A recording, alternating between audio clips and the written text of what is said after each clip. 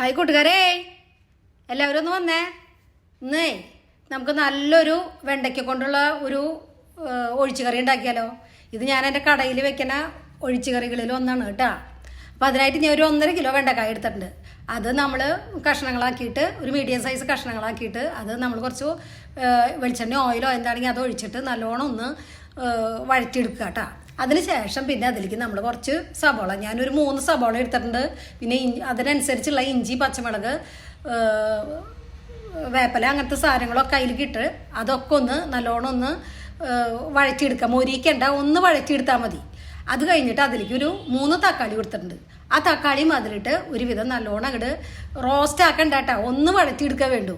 അതിന് ശേഷം അതിലേക്ക് ഒരു 4 സ്പൂൺ മല്ലിപ്പൊടി, പിന്നെ ഒരു ചെറിയ സ്പൂൺ മഞ്ഞൾപ്പൊടി, ഒരു 2 സ്പൂൺ മുളക് പൊടി, അതും അതിൽ നല്ലോണം ഒന്ന് ആ പച്ചമണമൊക്കെ പോണ വരെ അതൊക്കെ ഒന്ന് വഴറ്റിയെടുക്കുക. വഴറ്റിയെടുത്തതിന് ശേഷം നമ്മൾ ഈ വഴറ്റി വെച്ച വെണ്ടക്കായ നമ്മുടെ ഉരുളിയിലേക്ക് അങ്ങോട്ട് ഇടുക. അതും ഈ മസാല പിടിക്കാൻ വേണ്ടിയിട്ട് അതും നല്ലോണം ഒന്ന് ഇളക്കി കൊടുക്കുക. പിന്നെ ഞാൻ ഒരു 1.5 നാളികേരം എടുത്തിട്ടുണ്ട്. എനിക്ക് കറി അധികമുള്ള കാരണമാണ് ഞാൻ അത്ര അധികം എടുത്തിട്ടുള്ളത്. നിങ്ങൾ എടുക്കുമ്പോൾ അതിൻ്റെ തോതനുസരിച്ചിട്ട് എടുക്കുക കേട്ടോ നാളികേരം. അപ്പോൾ ആ നാളികേരം ഞാൻ നല്ലോണം പേസ്റ്റ് ആക്കിയിട്ട് അങ്ങോട്ട് അരച്ചെടുത്തിട്ടുണ്ട്. ആ നാളികേരം നമ്മുടെ ഈ വെണ്ടക്കായയിലേക്ക് അങ്ങോട്ട് ഒഴിച്ചു കൊടുക്കുക. പിന്നെ അതിലേക്ക് ചേർക്കണത് ഒരു ഉരുള പുളി എടുത്തിട്ടുണ്ട്, നമ്മുടെ പിഴിയണ പുളി.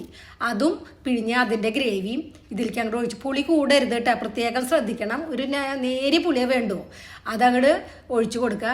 അത് നല്ലോണം തിളയ്ക്കുമ്പോൾ അതിന് പാകത്തിനുള്ള ഉപ്പും നോക്കി അങ്ങോട്ട് നല്ലോണം തിളച്ച് ഇത് വരുമ്പോൾ ഇറക്കി വയ്ക്കുക. എന്നിട്ട് പിന്നെ നമ്മൾ കടുക് പൊട്ടിച്ചിടുക.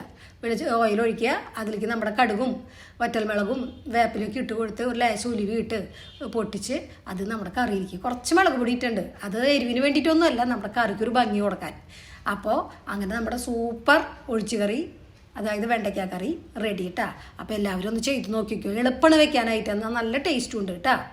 അപ്പോൾ എല്ലാവർക്കും എൻ്റെ കറി ഇഷ്ടമായെങ്കിൽ ഒന്ന് ലൈക്ക് ചെയ്യുക, ഷെയർ ചെയ്യുക. എന്നും പറയുന്ന പോലെ തന്നെ കാണാത്ത കൂട്ടുകാരുണ്ടെങ്കിൽ ഒന്ന് സബ്സ്ക്രൈബ് ചെയ്യണം കേട്ടോ കൂട്ടുകാരെ. അടുത്ത വീഡിയോയിൽ നാളെ കാണാം കേട്ടോ.